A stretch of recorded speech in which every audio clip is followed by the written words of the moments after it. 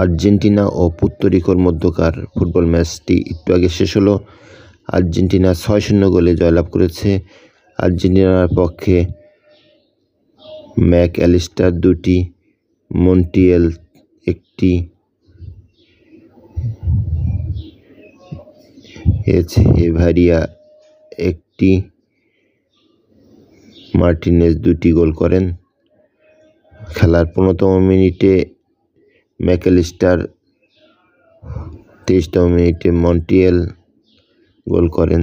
খেলার 36তম মিনিটে ম্যাকঅ্যালিস্টার গোল করেন।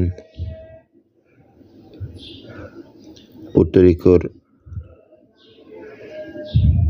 এচেভারিয়া আত্মঘাতী গোল করেন খেলার 65তম মিনিটে।